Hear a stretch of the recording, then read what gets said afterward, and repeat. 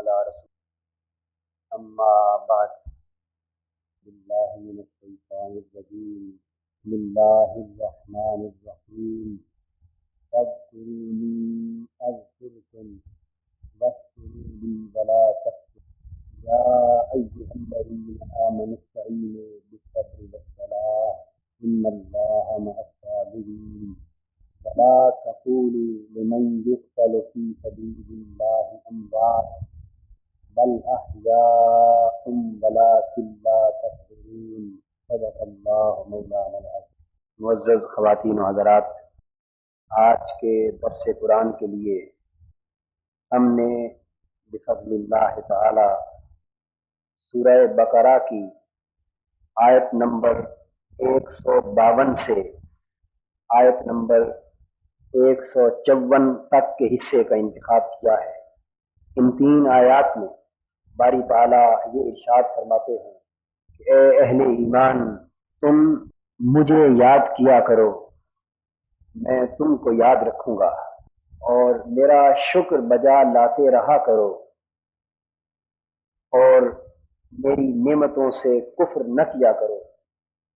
اے ایمان والو، تم صبر اور نماز کے ساتھ مدد چاہو، بے شک اللہ تعالی صبر کرنے والوں کے ساتھ ہے۔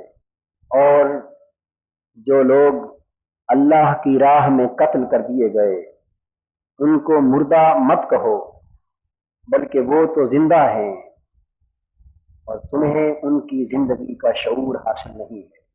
پہلی 2 آیات میں اہل ایمان کے لیے زندگی کا ایک معیاری اور مثالی ضابطہ مہیا کیا جا رہا ہے۔ فاذکرونی اذکرکم، تم مجھے یاد کیا کرو، میں تم کو یاد رکھوں گا۔ ذکر یعنی اللہ کو یاد کرنا، یہ زبان سے بھی ہو سکتا ہے اور دل سے بھی ہو سکتا ہے۔ اگر ذکر زبان سے ہوگا اس کو ذکر باللسان کہیں گے، اور اگر ذکر یعنی یاد دل سے ہوگی تو اس کو ذکر بالقلب یا ذکر بالجنان کہیں گے۔ اس آیہ کریمہ میں اللہ تعالیٰ کو یاد رکھنے کے دونوں طریقوں کی تعلیم ہے، یعنی زبان سے بھی اللہ کی یاد کو قائم رکھو اور دل سے بھی اللہ کی یاد کو قائم رکھو۔ اور تیسری صورت ذکر کی ایک اور بھی ہے، وہ یہ کہ اگر انسانی جسم کے سارے اعضاء اللہ کی اطاعت کی صورت میں اس کی یاد میں مگن رہیں تو یہ ذکر بالارکان ہے۔ تو ذکر بالارکان ایسا ذکر ہے کہ جس میں زبان کا ذکر بھی شامل ہے اور دل کا ذکر بھی شامل ہے، یعنی زبان بھی اللہ کی یاد میں اپنا کام کرتی رہے، دل بھی اللہ کی یاد میں اپنے کام میں لگا رہے، اور پھر سر سے پاؤں تک سارے اعضاء اللہ رب العزت کی اطاعت میں، اس کی بندگی میں، اس کے احکام کی پیروی میں ہر وقت یوں مستعد رہیں کہ گویا انسان سارا کا سارا ظاہر میں بھی اللہ کی یاد میں رہے اور باطن میں بھی اللہ کی یاد میں رہے۔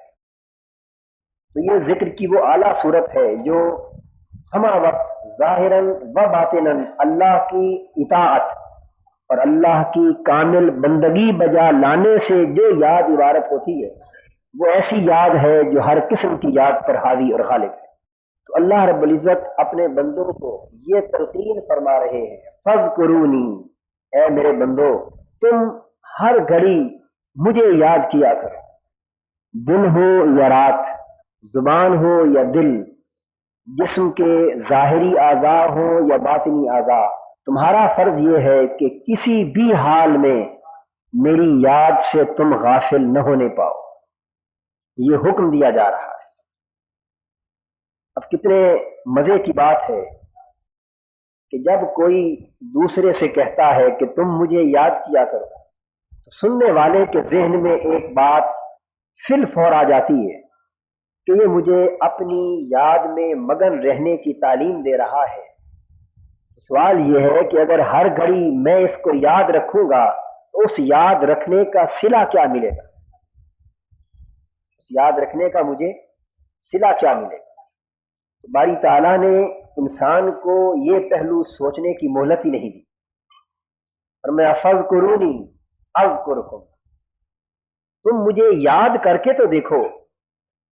اگر یہ خیال تمہارے ذہن میں آئے کہ ہم اللہ کو یاد کریں گے تو اس کا صلہ کیا ملے گا، تو یہ سوچنے کی مہلت نہیں دی، بلکہ فرمایا فاذکرونی، میرے بندو تم مجھے یاد کر کے تو دیکھو، اذکرکم، اگر صلے کا خیال ہے تو اس سے بڑھ کے اور صلہ کیا ہو سکتا ہے کہ تم مجھے یاد کرو اور اس کے صلے میں تمہیں یاد کرتا رہا،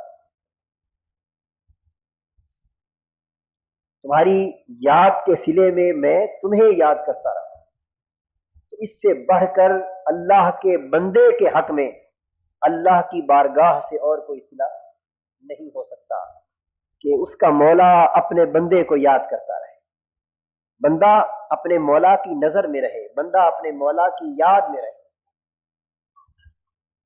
نبی اکرم صلی اللہ علیہ وسلم نے حدیث قدسی بیان فرمائی کہ اللہ تبارک و تعالی ارشاد فرماتے ہیں،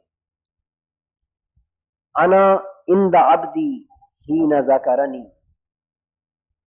کہ جس وقت میرا بندہ مجھے یاد کرتا ہے تو جتنی دیر تک وہ مجھے یاد کرتا رہتا ہے میں اسی کے پاس بیٹھا رہتا ہوں۔ انا عند عبدی، اب ذرا دیکھیے، ایک بات تو صرف یہ تھی کہ بندہ اللہ کو یاد کرے اور اللہ اپنے بندے کو یاد کرے، لیکن یہاں معاملہ اس سے بہت آگے بڑھ گیا۔ فرمایا کہ جتنی دیر بندہ مجھے یاد کرتا رہتا ہے اتنی دیر میں اس کے پاس بیٹھا رہتا ہوں، اس کے پاس بیٹھا رہتا ہوں۔ مطلب کیا ہوا حضور کے اس ارشاد کا، حدیث قدسی کا؟ حدیث قدسی اس حدیث کو کہتے ہیں جو حضور کی زبان سے ارشاد صادر ہوا ہو، لیکن ارشاد ہو اللہ رب العزت کا اپنا، اور چونکہ بذریعہ جبرائیل نہیں آیا ہوتا اس لیے اس کو حدیث کہتے ہیں، اور چونکہ کلام اللہ کا ہوتا ہے جس کو حضور اپنے لفظوں میں بیان فرماتے ہیں، اس لیے حدیث قدسی کہا جاتا ہے۔ کہ بندہ جب تک مجھے یاد کرتا رہتا ہے میں اپنے بندے کے پاس رہتا ہوں۔ تو بندے کے پاس اللہ تعالیٰ کا ہونا کئی صورتوں میں ہوتا ہے۔ سیدنا غوث العظم شیخ عبد القادر محی الدین جیلانی رحمۃ اللہ تعالی علیہ قدس سرہ العزیز، آپ عالم کشف میں باری تعالیٰ سے یہ سوال کرتے ہیں کہ اے باری تعالیٰ تجھے کہاں تلاش کیا جائے، تجھے کہاں تلاش کیا جائے؟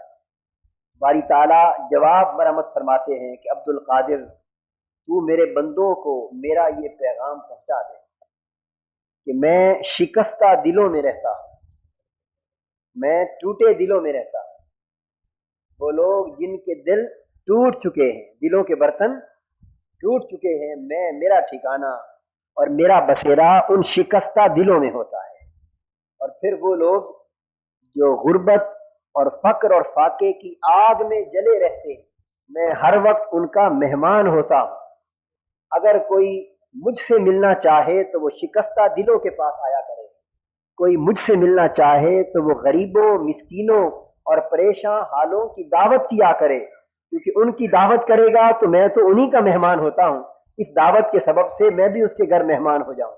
وہ لوگ جو غربت کی آگ میں جلتے ہیں لیکن اپنا ضمیر نہیں بیچتے، جو فقر اور فاقے برداشت کر لیتے ہیں لیکن رزق حلال کھاتے ہیں، حرام کی تمنا نہیں کرتے، اور وہ لوگ جن سے زیادتی ہو جاتی ہے ان کے دل ٹوٹ جاتے ہیں لیکن انتقام نہیں لیتے، صبر کرتے ہیں، یہ وہ ٹوٹے دلوں والے لوگ ہیں۔ یا پھر وہ لوگ جو اللہ کے عشق اور محبت میں اور اس کی یاد میں اتنا روتے رہتے ہیں اور ان کے دل دنیا سے اس قدر اچاٹ ہو چکے ہیں کہ اللہ کی یاد نے ان کے دلوں کو شکستہ دل کر دیا ہے، یعنی اس کے ہجر اور اس کے فراق کے تصور نے ان کے دلوں کے برتن کو شکستہ کر دیا ہے۔ کتنے خوش نصیب ہیں وہ لوگ جو اللہ کی یاد کے سبب سے اپنے دلوں کو توڑے بیٹھے ہیں۔ فرمایا کہ جو لوگ ٹوٹے دلوں والے ہیں میں ان ٹوٹے دلوں میں رہتا ہوں۔ اب اسی تصور کو صوفیاء، عرفاء اور اہل دل ہمیشہ سے بیان کرتے چلے آئے، یہ وہی تصور ہے جو قرآن حکیم کے ان دو لفظوں سے ماخوذ ہے۔ فَاذْكُرُونِی اذْکُرکم، بندہ جب تک مجھے یاد کرتا ہے میں اسی کے پاس رہتا ہوں. اور اگر بندہ اللہ کی یاد سے غافل ہی نہ ہونے پائے تو پھر خدا اس بندے سے کبھی جدا ہوگا؟ یعنی بندے کی حالت اگر اللہ کی یاد میں مگن رہنے کی یہ ہو جائے کہ رات ہو یا دن، خلوت ہو یا جلوت، ظاہری عبادت ہو یا دنیاوی کاروبار، ہر حال میں وہ بندے کی یاد میں غرق رہے، جو کام بھی کر رہا ہو لیکن دل اس کا اللہ کی یاد میں مگن ہو. رجال لا تلہیہم تجارت ولا بیع عن ذکر اللہ، اللہ کے بندے وہ ہیں کہ جو تجارت بھی کرتے، خرید و فروخت بھی کرتے، دنیاوی معاملات سے ہاتھ ہٹا کر دور بیٹھ نہیں جاتے، تجارت بھی کرتے، خرید و فروخت بھی کرتے، دنیاوی معاملات نبھاتے ہوئے تمہیں دکھائی بھی دیتے، لیکن لا تلہیہم، وہ تجارت ہو یا خرید و فروخت یا دنیا کا کوئی معاملہ ہو، اس کے باعث وہ اللہ کی یاد سے غافل نہیں ہونے پاتے. ہر حال میں اللہ کی یاد ان کے دلوں میں قائم رہتی ہے. ذہن میں یاد رکھ لیجیے، اگر فَاذْکُرُونِی کی کیفیت، فَاذْکُرُونِی شرط ہے، اذکرکم اس کا صلہ ہے. اگر تم مجھے یاد کرو گے تو میں بھی تمہیں یاد رکھوں گا، اور اگر تم مجھے یاد کرتے رہو گے تو میں بھی تمہارے ساتھ رہوں گا، تمہارے پاس بیٹھا رہوں گا، تم سے جدا نہ ہوں گا. یہ شرط اور صلہ ہے. اگر شرط بندے کی زندگی میں دوام پکڑ جائے، اگر شرط بندے کی زندگی میں مستمر ہو جائے، یعنی شرط ایسی رچ بس جائے کہ خدا کی یاد بندے کی زندگی سے کبھی نکلنے ہی نہ پائے، تو جب فَاذْکُرُونِی کی کیفیت بندے پر ہر وقت طاری ہو تو کیا وجہ ہے کہ اس کا صلہ پھر خدا کی طرف سے ہر وقت قائم نہ رہے؟ جب شرط ہر وقت قائم رہے تو اللہ کا صلہ اس سے بھی بڑھ کر قائم ہوگا. تو اس آیہ کریمہ کے اصول سے یہ بات طے پا گئی کہ وہ لوگ جو ہر گھڑی اور ہر حال میں اللہ کو یاد رکھتے ہیں، اللہ بھی ہر گھڑی اور ہر حال میں اپنے ان پیارے بندوں کو یاد رکھتا ہے. پھر دوسری بات، وہ لوگ جو ہر حال میں اللہ کی یاد کو قائم رکھتے ہیں، اللہ تعالیٰ بھی لمحہ بلمحہ انہی بندوں کے پاس ہوتا ہے. اس لیے عرفاء کہتے ہیں کہ اگر اللہ کی تلاش کرنی ہو تو اللہ والوں کے پاس جایا کرو. اللہ کی تلاش ہو تو یہ فلسفہ کیوں بیان کیا جاتا ہے؟ یہ فلسفہ قرآن کا فلسفہ ہے، کیونکہ اللہ انہی کے پاس ہوتا ہے جو اس کے ہیں. اللہ اپنوں کے پاس ہوتا ہے، یعنی جو اس کو یاد کرتے رہتے ہیں وہ ان سے دور نہیں ہوتا. اس لیے اگر اللہ کی تلاش ہو اور اللہ سے ملنا درکار ہو تو پھر وہاں جایا جائے جہاں اللہ والے بسیرا کرتے ہیں، کیونکہ اللہ والے اللہ کی یاد سے دور نہیں ہوتے اور اللہ پھر اپنوں سے دور نہیں ہوتا. نبی اکرم صلی اللہ علیہ وسلم نے بھی اسی تصور کی وضاحت فرمائی. حضور نے فرمایا الا انبئکم عن خیارکم، اے صحابہ بتاؤ کیا تمہیں میں ان لوگوں کی خبر نہ دوں جو تم سب سے بہتر ہیں؟ حضور سوال کرتے ہیں صحابہ سے، کیا تمہیں خبر نہ دوں ان خوش نصیبوں کی کہ جن جیسا کوئی بھی نہیں تم میں، جو تم میں سب سے بہتر ہے؟ صحابہ کرام کے دل میں اب لالچ مختلف قسموں کا ہوتا ہے. کسی کو دنیا کا لالچ ہے، کسی کو مال و دولت کا لالچ ہے، کسی کو جاہ و منصب کا لالچ ہے، کسی کے دنیا میں جھوٹے پندار اور بھرم کا لالچ ہے. کئی لالچ ہیں، لیکن اللہ والوں کو اس کی یاد کا، اس کی دوستی کا، اس کی محبت کا اور اس کی تلاش کا لالچ ہوتا ہے. صحابہ بول اٹھے یا رسول اللہ ہمیں بتائیے صلی اللہ علیہ وسلم کہ سب سے بہتر کون ہے؟ حضور نے فرمایا خیارکم اذا رؤوا ذکر اللہ، سب سے بہتر بندے وہ ہیں کہ جب ان کے پاس جا کر ان کے چہرے دیکھو تو ان کے چہرے دیکھتے ہی اللہ یاد آ جائے. اب یہاں بات آگے بڑھ گئی. غالب کہتا ہے ذاکر ہمہ ذکر و ذکر مذکور شود.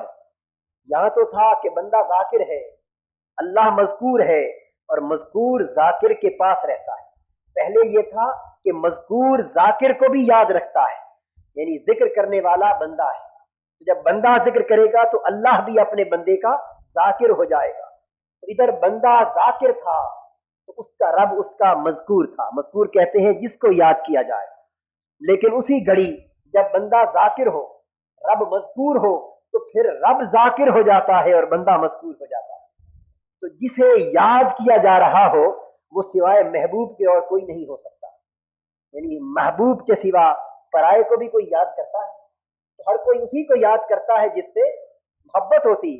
تو بندے نے تو اللہ کو اس لیے یاد کیا کہ بندے کو اللہ سے محبت. الذین آمنوا اشد حبا للہ، وہ لوگ جو ایمان میں پختہ ہیں وہ ٹوٹ ٹوٹ کر اپنے رب سے محبت کرتے ہیں. تو بندے نے تو اللہ کو اس لیے یاد کیا کہ بندے کو اللہ سے محبت ہے. اور باری تعالیٰ تو کس لیے اپنے بندے کو یاد کر رہا ہے؟ تو ارشاد ہوتا ہے کہ بندے تو نے کیا سمجھا ہے کہ صرف تو ہی محبت مجھ سے کر جانتا ہے؟ نہیں، جو بندہ مجھ سے محبت کرتا ہے میں کئی گنا اس سے محبت کرنے لگتا ہوں. تو جب بندہ اللہ کو یاد کرتا ہے تو اللہ بندے کو یاد کرتا ہے. جب بندہ اللہ سے محبت کرتا ہے تو خدا بندے سے محبت کرتا ہے. جب بندہ اللہ کا قرب تلاش کرتا ہے تو خدا خود بندے کا قرب تلاش کرتا ہے. یعنی فَاذْكُرُونِی أَذْكُرْکُم، دو الفاظ جو اس آیہ کریمہ میں آئے، اگر ان کی تفسیر کی 100 جہتیں مقرر کر لے تو ہر جہت ایک شرط ہے اور دوسری جہت اس کا صلہ. ہر جگہ مفہوم آگے سے بڑھ کر نکلتا چلا آئے گا. حدیث میں ہے، حضور نے فرمایا کہ اللہ رب العزت ارشاد فرماتے ہیں، یہ بھی حدیث سے قدسی کہ بندہ اگر میری تلاش میں، میرے قرب کی خواہش میں، میری خاطر ایک قدم میری طرف بڑھتا ہے تو مجھے اپنی عزت کی قسم میں بندے کے ایک قدم کے جواب میں 70 قدم اس کی طرف بڑھتا ہوں. دیکھیے نا، قرآن کا وعدہ ہے حل جزاء الاحسان الا الاحسان، کہ جو کوئی احسان کرے جواب میں تم بھی احسان کیا کرو. قرآن کا وعدہ ہے یا نہیں، حکم ہے یا نہیں کہ جو کوئی احسان کرے تم بھی احسان کیا کرو. پھر اس سے بڑھ کے تعلیم ہے کہ اگر تم پر کوئی سلام کہے، سلامتی کا تحفہ بھیجے، تو تم اس سے بہتر تحفہ سلامتی کا دیا کرو. اور اگر بہتر نہ ہو سکے تو کم سے کم اسی قدر تو دے دیا کرو. تو قرآن سے اصول کیا مستنبط ہوا کہ ایک تو یہ بات کہ کم سے کم صلہ شرط کے برابر ہونا چاہیے. کم سے کم صلہ یعنی کم سے کم ریئیکشن ایکشن کے برابر ہونا چاہیے. بندہ جتنا یاد کرے اپنے اللہ کو، کم سے کم یہ ہو کہ اللہ بھی اسی قدر یاد کرے. لیکن بتائیے کہ جو خدا بندوں کو بڑھ چڑھ کر صلہ دینے کی تعلیم دیتا ہے، کیا وہ خود کم سے کم صلے پر اکتفا کرے گا؟ جو لوگوں سے یہ کہتا ہے کہ بڑھ چڑھ کر صلے دیا کرو، تو وہ دینے والا سخی اور کریم جب خود صلہ دینے پہ آئے گا تو وہ کم سے کم پر نہیں بلکہ بڑھ کر صلہ دینے سے راضی ہوگا. تو پھر جب یاد کرنا یہ بندے کا کام تھا تو جواب میں اس بندے کو یاد کرنا یہ تو کم سے کم صلہ ٹھہرا. اگر بندے نے اللہ کو یاد کیا تو اللہ بھی بندے کو یاد کرے تو یہ تو کم سے کم صلہ ہے. لیکن بڑھ کر صلہ یہ ہے کہ بندے نے اللہ کو صرف یاد کیا تھا، اللہ نے بندے کو یاد بھی کیا اور اپنے بندے کے قریب بھی آ گیا. اس لیے فرمایا کہ بندہ اگر ایک قدم میری طرف چل کے آتا ہے تو میں اس کے صلے میں 70 قدم چل کے بندے کی طرف جاتا ہوں. لیکن بد نصیب ہے ہم کہ ہم اس ذات کی طرف ایک قدم ہی صدق کے دل کے ساتھ بڑھانا تو سیکھیں.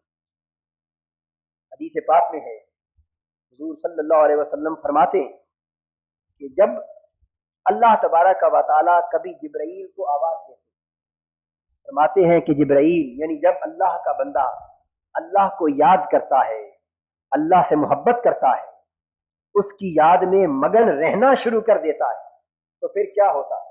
اذکرکم، یہ تو تھا فذکرونی، جو مجھے یاد کرے گا، اذکرکم اس کے جواب میں اسے یاد کروں. تو جب بندہ اللہ کا ذکر کرنے لگتا ہے تو حضور فرماتے ہیں کہ اللہ رب العزت جبرائیل امین کو بلاتے ہیں اپنی بارگاہ میں، جبرائیل میرے پاس آ. فرماتے ہیں کہ جبرائیل دیکھ، تو نے دیکھا کہ فلاں شخص زمین کے اس شہر کے اس کونے میں رہتا ہے، اس محلے میں رہتا ہے، وہ اسے مجھ سے محبت ہو گئی، اس بندے کو مجھ سے محبت ہو گئی، وہ مجھے یاد کرنے لگا ہے. جبرائیل امین عرض کرتے ہیں باری تعالیٰ تو آگے اب فرمائیے اب کیا ہو؟ تو ارشاد ہوتا ہے جبرائیل سن لے، مجھے بھی اس بندے سے محبت ہو گئی. ارشاد کیا ہوتا ہے؟ جبرائیل مجھے بھی اس سے محبت ہو گئی. باب الحب فی اللہ والبغض فی اللہ صاحب مشکات نے اس باب میں بیشتر احادیث اس باب کی نقل کی. فرماتے ہیں باری تعالیٰ کہ مجھے بھی اس بندے سے محبت ہو گئی. جبرائیل امین عرض کرتے ہیں کہ باری تعالیٰ اب میرے لیے کیا حکم ہے؟ ارشاد ہوتا ہے جبرائیل اب حکم تیرے لیے یہ ہے، اس نے مجھ سے محبت کی تھی، اس نے تو مجھے یاد کیا تھا، اب میرا صلہ دینے کا وقت آیا. بندے نے جو کچھ کرنا تھا وہ کر چکا، اب تو میرے صلے کی باری ہے. میں نے اب کیا کرنا ہے اس بندے کی یاد کے لیے؟ تو اتر جا آسمانوں پر اور ساتوں آسمانوں کی اور عرش معلیٰ تک کی ساری کائنات سماوی میں جا کر ندا کر دے، منادی دے دے، اعلان کر دے اور کہہ دے کہ اے آسمانوں کی ساری کائنات میں بسنے والے فرشتوں سن لو، زمین پر فلاں نامی شخص جو فلاں جگہ رہتا ہے اس سے اللہ کو محبت ہو گئی ہے، اور میرا حکم فرشتوں کو جا کے پہنچا دو کہ تم سب میری خاطر میرے اس بندے سے محبت کرنے لگے. تو ساتوں آسمان اور عرش معلیٰ تک کی ساری کائنات کے فرشتے اس زمین کے اس کریے میں رہنے والے اس ایک غریب مسکین جو دیکھنے میں خدا جانے کیسا لگتا ہے، کسی کو نیک بھی لگتا ہے یا نہیں دیکھنے میں، اس بندے سے سارے فرشتے محبت کرنے لگتے ہیں. پھر بات یہاں ختم نہیں ہوتی. اللہ تعالیٰ کا صلہ ہے نا تو وہ تو صلہ دیتے دیتے تھکتا ہی نہیں، وہ تو راضی نہیں ہوتا. ارے اس کے صلہ دینے کا عالم تو یہ ہے کہ جب وہ حضور کو صلہ دینے پہ آتا ہے تو کہتا ہے وَلَسَوْفَ يُعْطِيكَ رَبُّكَ فَتَرْضَىٰ، پیارے نبی میں تجھے اتنا کچھ دیتا رہوں گا، اتنا دیتا رہوں گا، اس وقت تک دیتا رہوں گا جب تک تو خود اپنی زبان سے نہ کہہ دے گا کہ اللہ بس کر میں راضی ہو گیا. یعنی جب تک تو راضی نہ ہوگا اس وقت تک میں تجھے دیتا ہی رہوں گا، نوازتا ہی رہوں گا. تو ارے اللہ کی عطاؤں کا تو عالم ہی کچھ اور ہے. اس لیے ارشاد فرمایا کہ جبرائیل اب سارے فرشتوں نے بھی جب میرے بندے سے محبت شروع کر دی تو پھر کیا کرو، اب ان فرشتوں کو بھی ساتھ لے لو اور تم خود بھی زمین پہ اتر جاؤ. زمین پہ اتر جاؤ. فرشتے زمین پہ اتر جاتے. حکم ہوتا ہے کہ زمین کے اطراف و اکناف میں بکھر جاؤ، شرق سے غرب اور شمال سے جنوب تک زمین کی ہر سمت میں منتشر ہو جاؤ اور کیا کرو، لوگوں کے دلوں میں میرے اس بندے کی محبت میری طرف سے ڈال دو. فَيُوزَعُ لَهُ الْقَبُولُ فِي الْأَرْضِ، پھر اللہ کے اذن سے اس بندے کے ساتھ لوگوں کے اور خلق خدا کے دلوں میں محبت کا بیج بو دیا جاتا ہے. پھر وہ بندہ مغرب میں ہوتا ہے تو عالم شرق کے کروڑوں فرد پھر اللہ کے اس ولی سے محبت کرنے لگتے ہیں، صبح و شام اس کی یاد میں مگن رہنے لگتے ہیں، ہر گھڑی اس کو یاد کرنے لگتے ہیں. اور یاد رکھ لو کہ یہ یاد جن خوش نصیب دلوں کو اللہ والوں کی یاد نصیب ہو گئی اس میں ان کی کوئی کمال کی بات نہیں. یہ تو دل ہیں جن پر اللہ کی نگاہ انتخاب ہو گئی، جن دلوں پر اللہ نے فرشتے اتار دیے اور جن دلوں میں اللہ کے اذن سے فرشتوں نے اس کی محبت کا بیج بو دیا. یہ توفیق صرف انہی دلوں کو نصیب ہوتی ہے کہ وہ اللہ والوں کی یاد کیا کریں. اور یہ کیا ہے؟ فَاذْكُرُونِي أَذْكُرْكُمْ. فَاذْكُرُونِی کا صلہ ہے، یہ سب صلہ چل رہا ہے کہ جو بندہ مجھے یاد کرتا ہے تو پھر میں اس کو اس طرح یاد کرتا ہوں. پھر اسی طرح اس کی وضاحت رسول اکرم صلی اللہ علیہ وسلم نے یوں بھی فرمائی، اور یہ بھی حدیث قدسی. باری تعالیٰ ارشاد فرماتے ہیں کہ جب بندہ مجھے خلوت میں یاد کرتا ہے، اللہ، جب بندہ مجھے رات کی تنہائی میں یاد کرتا ہے، جب بندہ دنیا سے کٹ کر علیحدہ بیٹھ کر مجھے یاد کرتا ہے تو میں بھی خلوت میں سب سے علیحدہ اسے یاد کرتا ہوں. اور جب بندہ بندوں کی مجلس میں مجھے یاد کرتا ہے تو میں بھی پھر مجلس میں جلوتوں میں یاد کرتا ہوں. بندہ خلوت میں یاد کرے تو میں بھی خلوت میں یاد کرتا ہوں. بندہ مجلس اور انجمن میں یاد کرے تو میں بھی جلسہ کر کے اجتماع کر کے فرشتوں کا ان میں یاد کرتا ہوں. لیکن فرق یہ ہے جس مجلس میں بندہ مجھے یاد کرتا ہے وہ مجلس ادنا ہے، جس مجلس میں میں یاد کرتا ہوں وہ کہیں بلند. پھر جب اللہ یاد کرتا ہے تو پھر تو وہ فرشتوں کا اجلاس بلاتا ہے، پھر وہ شہداء کی روحوں کا اجلاس بلاتا ہے، پھر وہ انبیاء کی مقدس روحوں کا اجلاس بلاتا ہے، پھر تو قدسی صفت نیک لوگوں کی روحوں کا اجلاس ہوتا ہے، فرشتوں کا اجلاس ہوتا ہے. اور اللہ کی قسم حدیث پر ہے اس بیان سے، حضور فرماتے ہیں کہ خدا کی ذات اپنے اس پیار کرنے والے بندے سے نہ صرف پیار کرتی ہے، نہ صرف اس کا ذکر کرتی ہے، نہ صرف اسے یاد کرتی ہے، بلکہ فرشتوں کی بڑی مجلس میں فخر کرتی ہے اپنے بندے پر، اور کہتی ہے دیکھو میں فخر کسے کہہ رہا ہوں کہ کتنا پیارا میری یاد کرنے والا ہے بندہ. تو فرشتے بھی اس بندے کی قسمت بھی رشک کرنے لگتے. فاذکرونی اذکرکم.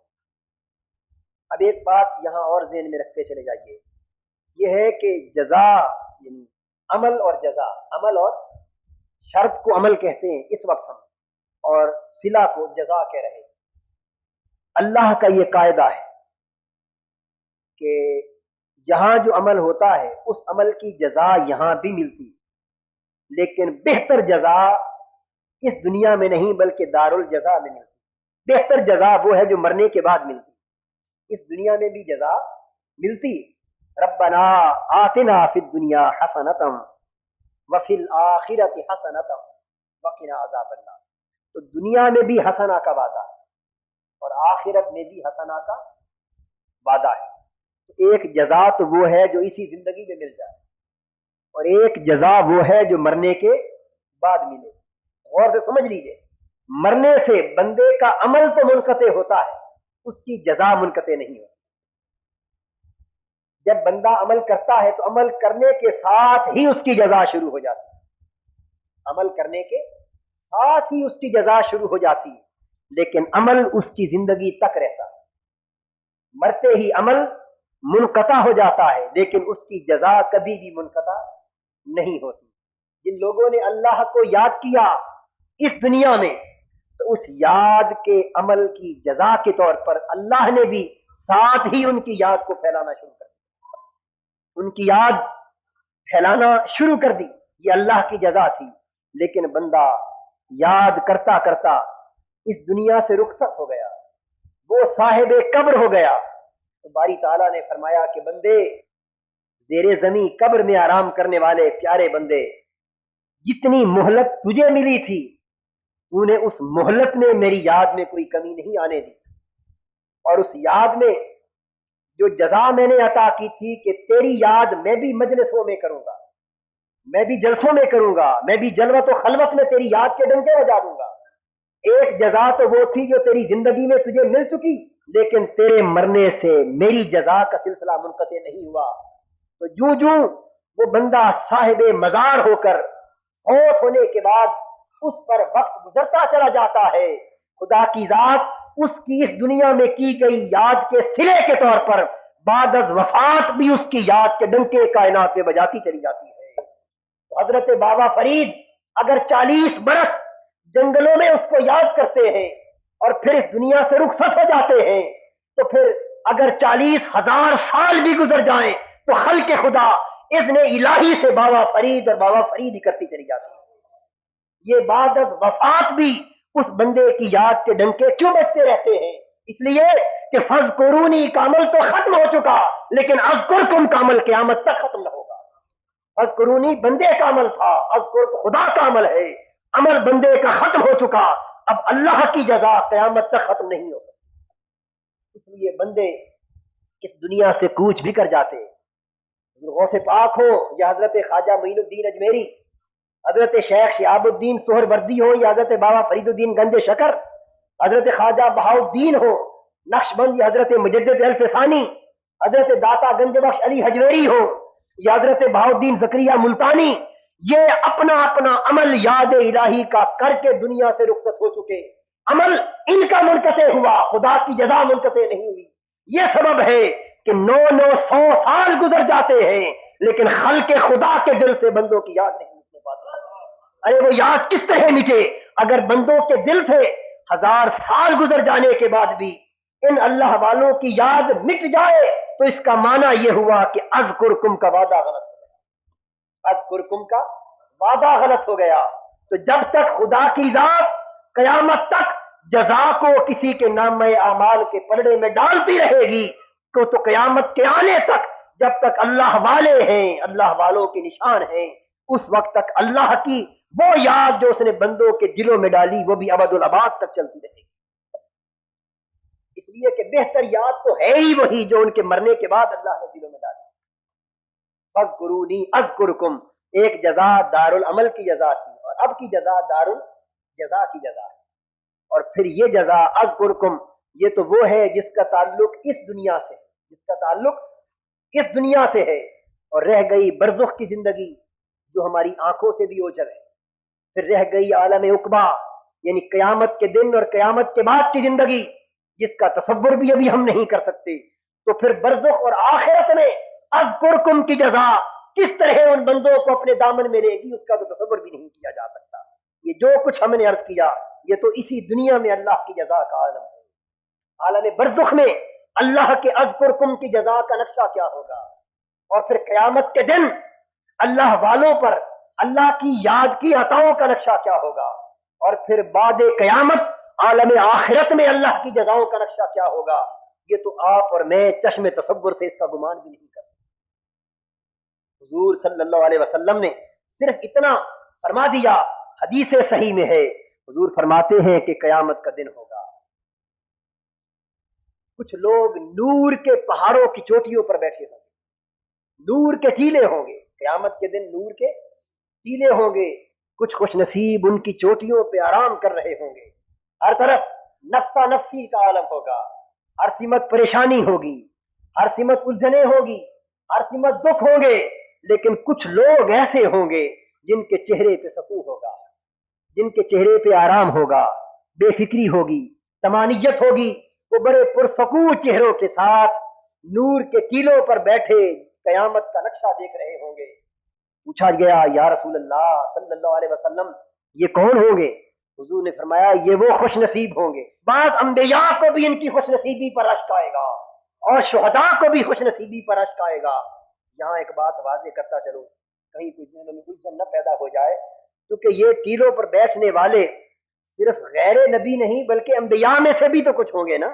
تو جو انبیاء ہوں گے ان ٹیلوں پر انبیاء میں سے بیٹھنے والے ان خوش نصیب نبیوں کی قسمت پر وہ انبیاء رش کر رہے ہوں گے، انہی ٹیلوں پر بیٹھنا نصیب نہ ہوگا. اور جو غیر انبیاء ہوں گے، غیر نبی، ان کی قسمتوں پر وہ صلحاء، وہ شہداء، اتقیاء اور اولیاء رش کر رہے ہوں گے جن کو ان ٹیلوں پر سکون کا بیٹھنا نصیب نہ ہوگا. الغرض ہر طبقے میں سے، نبیوں کے طبقے میں سے بھی کچھ ہوں گے، صدیقوں کے طبقے میں سے بھی ہوں گے، شہیدوں کے طبقے میں سے بھی ہوں گے، صالحین کے طبقے میں سے بھی ہوں گے، اور ہر طبقے کے وہ لوگ جو وہاں نہ ہوں گے وہ اپنے ساتھیوں کی حالت پر رش کر رہے ہوں گے. حضور نے فرمایا کہ یہ وہ خوش نصیب ہیں جن پر کئی نبی اور جن پر کئی شہید بھی رش کریں گے. عرض کیا گیا یا رسول اللہ صلی اللہ علیہ وسلم یہ لوگ کون ہوں گے؟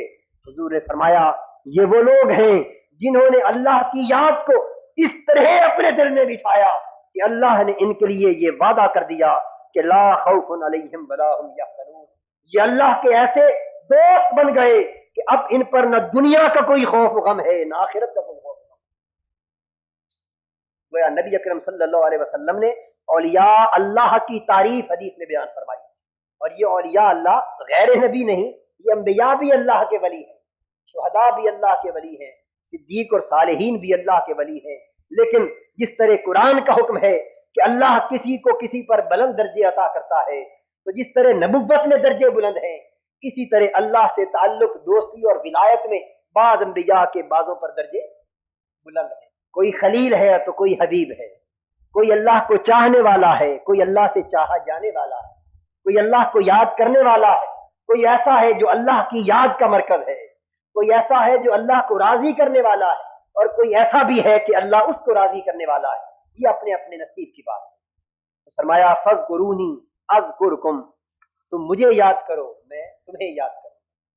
تو حضور صلی اللہ علیہ وسلم نے ایک صحابی کو تو اس کی تفسیر یہ بیان فرمائی کہ اللہ کو یاد کرنے کا معنی یہ ہے کہ زبان اور دل کبھی بھی اللہ کی یاد سے غافل نہ ہونے پائے. اور ایک معنی اس کا یہ بیان فرمایا کہ بندہ اللہ کی بندگی میں، اللہ کی اطاعت میں یوں یکتا ہو جائے کہ اس کی زندگی سے اللہ کی نافرمانی کا تصور ہی ختم ہو جائے. تو جو بندہ اللہ کی بندگی اور اطاعت میں یکتا ہو جاتا ہے پھر اللہ کی طرف سے اس کو صلہ یہ ملتا ہے کہ اذکرکم، پھر وہ اللہ کا محبوب و مذکور بن جاتا ہے. پھر ہر گھڑی اللہ بندے کو یاد کرتا ہے. یہ وہ مقام ہے جس کی نسبت حضور صلی اللہ علیہ وسلم نے صحیح بخاری کے اندر مذکور اس حدیث قدسی میں ارشاد فرمایا کہ جب بندہ اللہ کے قریب ہوتا چلا جاتا ہے، پھر اتنا قریب ہو جاتا ہے کہ اللہ اس بندے سے محبت کرنے لگتا ہے۔ باری تعالیٰ خود فرماتے ہیں حدیث قدسی صحیح بخاری میں کہ بندہ جب میرے بہت قریب ہو جاتا ہے تو میں اس سے محبت کرنے لگتا ہوں، اور پھر اتنی محبت کرنے لگتا ہوں کہ چلتے چلتے ایک وقت ایسا بھی آتا ہے کہ میں اس کے کان بن جاتا ہوں جس سے میرا بندہ سنتا ہے، میں اس کی آنکھ بن جاتا ہوں جس سے میرا بندہ دیکھتا ہے، میں اس کے ہاتھ بن جاتا ہوں جس سے میرا بندہ پکڑتا ہے، میں اس کے پاؤں بن جاتا ہوں جس سے میرا بندہ چلتا ہے، میں اس کا دل بن جاتا ہوں جس سے میرا بندہ ارادہ کرتا ہے۔ تو مطلب یہ ہوا کہ بندہ ذاکر ہم ذکر و ذکر مذکور شبد، یاد کرنے والا بندہ اللہ کی یاد میں پھر ایسا مگن، ایسا منہمک، ایسا مستغرق، ایسا مستہلک، ایسا ختم ہو جاتا ہے کہ پھر اس بندے کی پہلے تو کیفیت یہ ہوتی ہے کہ بندہ یا بندہ ہوتا ہے یا اللہ کی یاد ہوتی ہے، پھر وہ گھڑی آتی ہے کہ دنیا و ما فیہا کا سب کچھ اس کے قلب و دماغ کی تختی سے محو ہو جاتا ہے، پھر اللہ اور اپنی ذات کے سوا دنیا کا کچھ بھی اسے یاد نہیں رہتا۔ پھر چلتے چلتے ایک وقت یاد کے استغراق میں وہ آتا ہے کہ پھر اپنی گھڑی کا، اپنی ہستی کا، اپنے وجود کا احساس و شعور بھی مٹنے لگتا ہے، اور وہ جب اللہ کو یاد کرتا ہے تو اللہ کے سوا دنیا کا تصور تو پہلے ہی مٹ چکا تھا، اب اپنی ہستی کا نقش بھی مٹ جاتا ہے، اور پھر ایک گھڑی وہ آتی ہے کہ پھر ظاہر میں بھی اللہ کو دیکھتا ہے، باطن میں بھی اللہ کو دیکھتا ہے۔ پھر یہ کیفیت ہوتی ہے کہ اے نما تولو فثم وجہ اللہ، وہ بندہ جس سمت نگاہ اٹھاتا ہے ہر سمت اللہ کے جلوے ہی جلوے دکھائی دیتے ہیں۔ پھر وہ وقت آتا ہے کہ بندہ اپنے ظاہر میں بھی اسی کو دیکھتا ہے، اپنے باطن میں بھی اسی کو دیکھتا ہے، پھر وہ بولتا ہے تو اس کا بولنا خدا کی تقدیر شمار ہوتا ہے، وہ پکڑتا ہے تو اس کا پکڑنا خدا کی گرفت شمار ہوتی ہے، وہ کسی سے خوش ہوتا ہے تو وہ خدا کی رضا شمار ہوتی ہے، وہ کسی سے ناراض ہوتا ہے تو وہ خدا کا غضب شمار ہوتا ہے، اور اگر کوئی اس سے دوستی کر لے تو خدا اس سے دوستی کرنے لگتا ہے، کوئی اس سے دشمنی کر لے تو خدا اسے اپنا دشمن بنا دیتا ہے، اور پھر نوبت یہاں تک آتی ہے کہ من عاد لی ولیًا فقد آذنتہ بالحرب۔ اے پیارے نبی، تو اس دنیا میں اعلان کر دے کہ جو شخص میرے ایک معمولی سے ولی کے ساتھ بھی دشمنی رکھے گا، دنیا اور آخرت میں میرا اس کے ساتھ اعلان جنگ ہو گیا۔ یہ سب کچھ کیوں ہے؟ وعدہ الہی ہے، فاذکرونی اذکرکم، بندے تم مجھ سے وفا کرو میں تمہاری وفا کی لاج پالوں گا۔ ارے جب بندہ کسی سے دوستی کرتا ہے تو انسان بھی دوستی کی لاج پالنے کا تصور رکھتا ہے، انسان بھی زبان کی لاج پالتا ہے، اور زبان کی لاج پالنا، دوستی اور وفا کی لاج پالنا ایسی بڑی بات ہے کہ بسا اوقات لوگ اس پر جان بھی دے گزرتے ہیں، لیکن دوستیوں کی لاج کو دبا نہیں لگنے دیتے۔ ارے یہ تو غیرت بندے کی دوستی کی ہے کہ وہ کسی سے دوستی کر لے تو پھر جان سے بھی اس دوستی کے پالنے کو عزیز سمجھتا ہے۔ اگر اللہ اپنے کسی بندے سے دوستی کر لے گا تو پھر اس کی دوستی اور محبت کی غیرت اور اس کی غیرت کی لاج کے پالنے کا عالم کیا ہوگا؟ پھر تو دنیا و آخرت میں وہ بندہ سب کچھ چھوڑ کر اس کا ہو گیا، اور اللہ ساری کائنات کو اس کا کر دے گا، بلکہ نہ صرف کائنات کو بلکہ خود بھی اس کا ہو گیا۔ جو بندہ اللہ کا ہو گیا سن لو کہ اللہ اسی کا ہو گیا۔ جب بندہ اللہ کا ہو جائے تو اس کے سلے میں اللہ بندے کا ہو جائے تو پھر یہ کائنات اور کائنات کی نعمتیں اور دولتیں تو کوئی معنی ہی نہیں رکھتی۔ ارے خود دولتوں والا جس کا ہو جائے، اس کائنات کی نعمتوں کا مالک جس کا ہو جائے، اسے پھر ان دولتوں اور نعمتوں کی حاجت ہی کیا رہتی ہے؟ پھر تو دولتیں اور نعمتیں اس کے گھر کی باندھی بن جاتی ہیں۔ اس پر بھی پھر اگر کوئی تکلیف آتی ہے تو پھر وہ اللہ کی رضا کے لیے آتی ہے، اس پر بھی کوئی دکھ آتا ہے تو وہ اللہ کی رضا کے لیے آتا ہے، کیونکہ تعلق کا تقاضا یہ ہے کہ اگر موت بھی آئے تو بندہ موت کو یار کا تحفہ سمجھ کے قبول کرتا ہے، جو کیفیت بھی آ جائے وہ یہ سمجھتا ہے کہ یہ میرے محبوب کی دین، یہ میرے محبوب کا بلاوا ہے، یہ محبوب کی یاد ہے، تو وہ ہر حال میں اللہ سے اس لیے خوش رہتا ہے کہ محبت کا تقاضا یہ ہے محبوب کی ہر ادا کو پسند کیا جاتا ہے۔ یہ تو ذکر تھا فذکرونی اذکرکم کا، بندو تم مجھے یاد کرو میں تمہیں یاد کروں گا، تم مجھے یاد رکھو میں تمہیں یاد رکھوں گا۔ اور فرمایا وشکروا لی، اور میرا شکر بجا لاتے رہو، میرا شکر بجا لاتے رہو۔ شکر کہتے ہیں معرفت الاحسان والتحدث بہ، کسی کے احسان کا شعور حاصل کر لینا، کسی کے احسان کو جان لینا اور پھر اس کا اظہار کرنا، اس کا بیان کرنا، یعنی دل اس تصور سے معمور ہو کہ مجھ پہ محسن نے یہ احسان کیا ہے، یعنی دل مانے اس بات کا شعور اور کامل احساس رکھے کہ مجھ پر میرے اللہ نے احسان کیا ہے، اور پھر اس احسان کے شکرانے کے طور پر زبان سے بھی دل سے بھی اور اپنے جسم کے ایک ایک عضو سے بھی اس کا شکر بجا لائے، تو اس کو کہتے ہیں شکر۔ تو شکر کی بھی تین قسمیں، شکر باللسان ہے، شکر بالارکان ہے، اور شکر بالجنان ہے۔ زبان کا شکر ہے، دل کا شکر ہے، اور اعضاء کا شکر ہے۔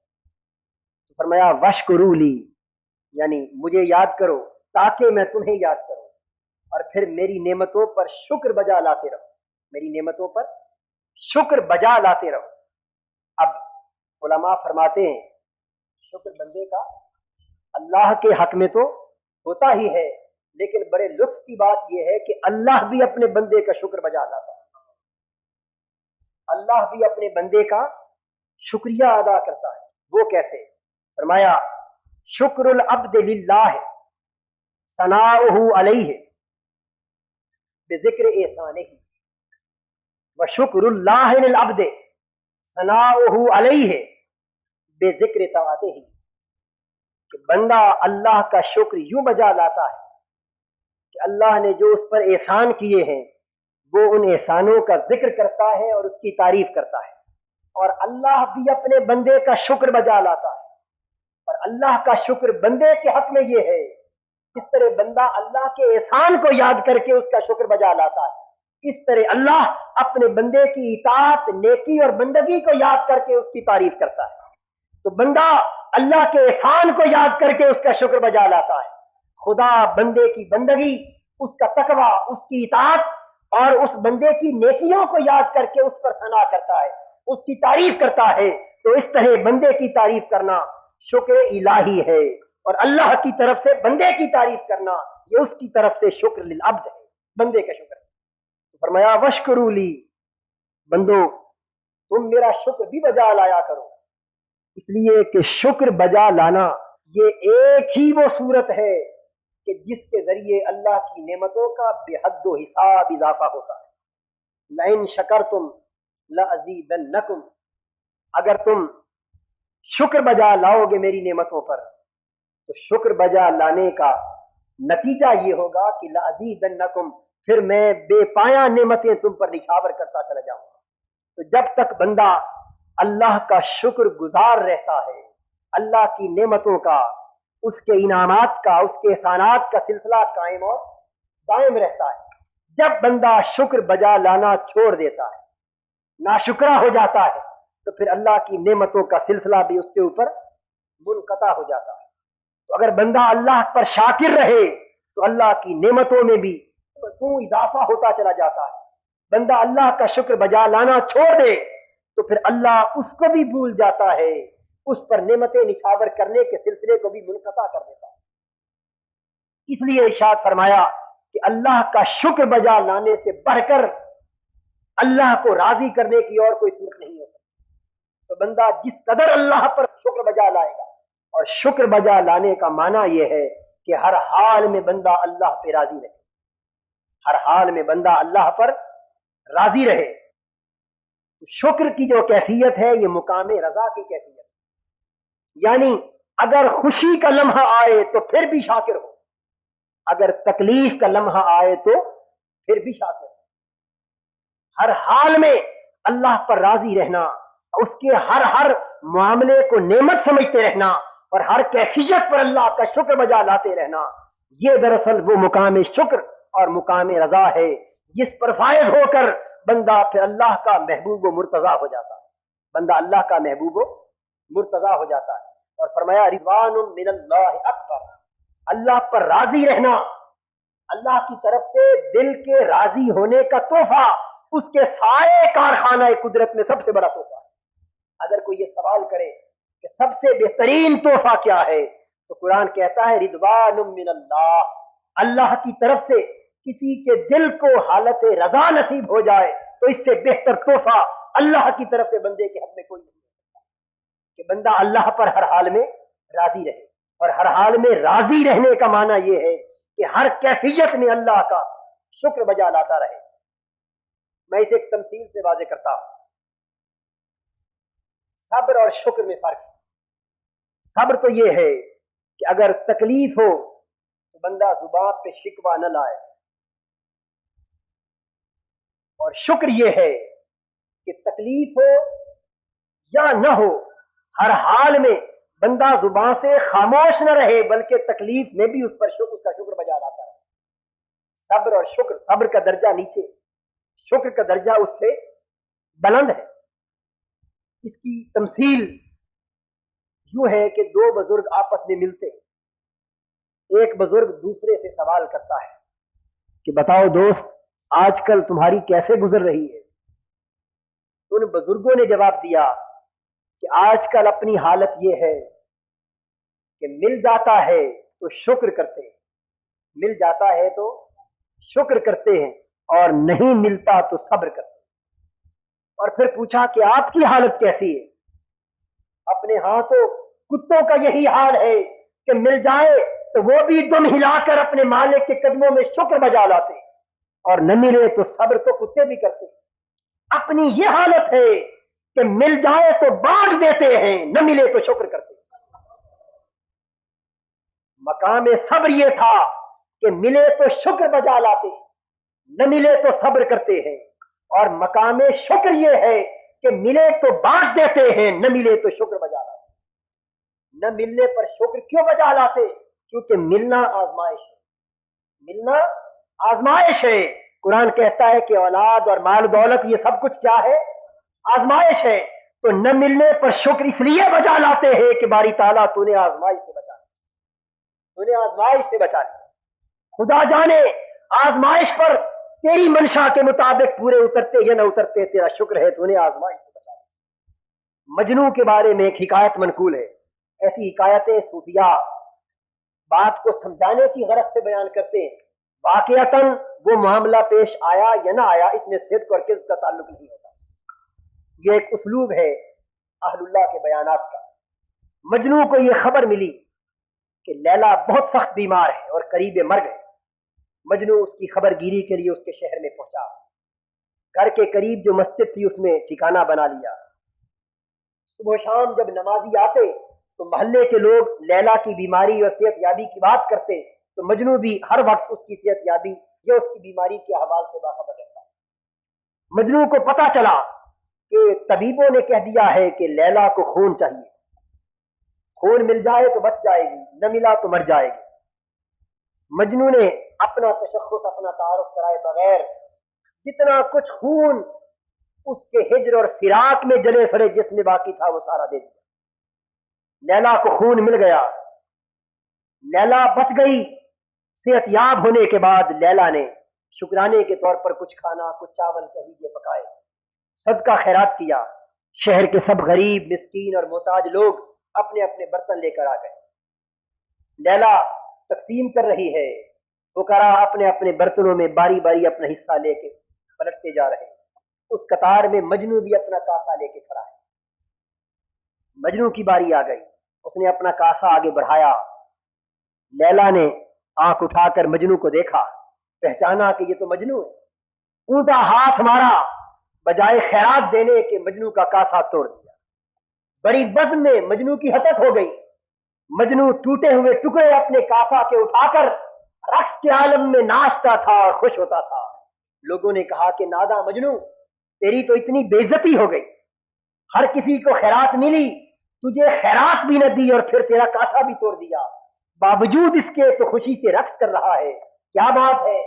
مجنو ہنس کے کہنے لگا، ناداں میں نہیں تم ہو، میں تو اس لیے خوشی سے رقص کر رہا ہوں کہ مجھ سے لیلا کے تعلق کی نوعیت اوروں سے کچھ تو جدا ہے نا، کہ ان کو خیرات دے دی، میرا کاسا توڑ دیا۔ اگر ایک جیسا تعلق ہوتا تو مجھے بھی خیرات دے کے لوٹا دیا ہوتا۔ میرے کاسے کو توڑ دینا اس بات کی علامت ہے کہ اوروں سے تعلق جدا ہے، مجنوں سے تعلق جدا ہے۔ بس اوروں سے الگ تو سمجھا ہے، اسی الگ نظر پر مجھے رکھتا رہا ہے۔ تو اہل دل، اہل شکر، اللہ کی طرف سے مصیبت آتی ہے، کوئی پریشانی آتی ہے، جان تلف ہوتی ہے، مال تلف ہوتا ہے، بچے کٹتے ہیں، مارکہ کربلا بپا ہوتا ہے، مارکہ کربلا میں پانی بند ہوتا ہے، چھوٹے معصوم علی اصغر کو پانی نہیں ملتا، اس کے گلے سے تیر چلتا ہے، ہر سمت بے حرمتی ہوتی ہے، بے وفائی ہوتی ہے، ہر سمت دکھ اور مصائب کے پہاڑ ٹوٹتے ہیں، ساری کیفیات آنکھوں کے سامنے آتی ہے، لیکن ناشکری کا تصور بھی پیدا نہیں ہوتا، اس لیے کہ یہی بات عشق والوں کے لیے کافی ہے کہ اوروں سے تعلق کی نوعیت تو کوئی جدا ہے۔ اللہ نے یاد تو رکھا ہے تبھی تو مصیبت آئی ہے، اگر خدا بھول جاتا تو مصیبت ہی نہ آتی، اگر وہ بھول گیا ہوتا تو بندے پر مصیبت ہی نہ بھیجتا، اگر مصیبت ہی بھیجی ہے تو مصیبت کا بھیجا جانا اس بات کی دلیل تو ہے نا کہ وہ بندے کو یاد رکھتا ہے، یاد تو کرتا ہے۔ تو اس لیے جس حال میں بھی وہ رب یاد کرتا ہے، یاد کی وہی نعمت ان بندوں کو پسند آتی، پھر اسی نعمت پر وہ شکر بجا لاتے، اسی نعمت پر راضی رہتے، اسی نعمت پر خوش رہتے۔ اس لیے ارشاد فرمایا تم مجھے یاد رکھو میں تمہیں یاد رکھوں گا۔ اور تفسیر میں یہ بھی نکتہ آیا ہے کہ اللہ کا یاد کرنا کسی کو خوش رکھ کر ہوتا ہے، کسی کو ظاہراً تنگی دے کر ہوتا ہے۔ یہ اپنے اپنے حوال کی بات ہے، اپنے اپنے ظرف کی بات ہے، یعنی حدیث میں اور مفسرین نے یہ واضح طور پہ سر صراحت کے ساتھ بیان کیا کہ کسی بندے کو اللہ اسے آسانیاں دے کر یاد کرتا ہے، کسی کو تنگیاں دے کر یاد کرتا ہے۔ انما اسے یسرن، یعنی تنگی آتی ہے تو تنگی کے بعد ہی آسانی کے دروازے کھلتے ہیں، تو تنگی بھی اللہ کی طرف سے ہوتی اور آسانیاں بھی اللہ کی طرف سے ہوتی، اس لیے کسی کو آسانی دے کر یاد کرتا ہے، کسی کو تنگی دے کر یاد کرتا ہے۔ تو فرمایا دیکھو تم مجھے یاد کرو میں تمہیں یاد کروں، یہ تعلق ہمارا سلامت رہے، قائم اور دائم رہے، جس حال میں بھی میں تمہیں یاد کرتا رہوں۔ تمہارا کام یہ ہے کہ میری یاد پر میرا شکر بجا لاتے رہو، میری نعمتوں پر راضی رہو، مجھ پر خوش رہو، ہر گھڑی خوش رہو، ولا تکفرون، اور میری نعمتوں کو چھپایا نہ کرو۔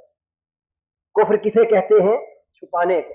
یہاں ولا تکفرون کا معنی انکار کرنا نہیں، یاد رکھیں، کفر بمعنی انکار نہیں آیا بلکہ کفر بمعنی چھپانا آیا ہے، اس لیے کہ جو لوگ اللہ کی نعمتوں کا انکار کر دیں ان سے تو ایسا ذکر اور ایسی گفتگو کا ہی کوئی معنی نہیں، یہ تو ساری گفتگو پیار کی گفتگو ہو رہی ہے۔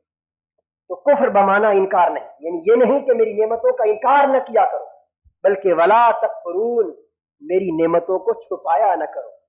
اما بنعمت ربک فحدث، کوئی نعمت ایسی ہوتی ہے جسے بیان کر کے شکر ادا کیا جاتا ہے، کوئی نعمت ایسی ہوتی ہے جس میں دوسروں کو شریک کر کے شکر بجا لایا جاتا ہے۔ تو فاما بنعمت ربک فحدث، میری نعمتوں کو چھپایا نہ کرو۔ جن کو اللہ نے دولت کی نعمت عطا کی ہے، ولا تکفرون کا معنی ان کے لیے یہ ہے کہ وہ بخل اور کنجوسی کے ذریعے اللہ کی دولت کی نعمت کو نہ تو چھپائیں اور نہ اللہ کی مخلوق کو اس دولت سے محروم رکھ کر اس نعمت کا انکار کریں۔ جن کو دولت کی نعمت عطا ہوئی ان کا شکر یہ ہے کہ وہ شکرانے کے طور پر اوروں کو بھی اس نعمت میں شامل کریں۔ جن کو علم کی نعمت عطا ہوئی ان کا شکر یہ ہے کہ وہ جہالت کے اندھیروں کو دور کرنے کے لیے اپنے علم کا فیض اس جگہ تک پہنچائیں جہاں تک وہ پہنچا سکیں، ہر ضرورت مند تک اپنے علم کی روشنی کو پہنچائیں۔ جن کو طاقت کی نعمت عطا ہوئی ان کا شکرانہ یہ ہے کہ وہ کمزوروں کی مدد کر کے خدا کا شکر بجا رہا ہے۔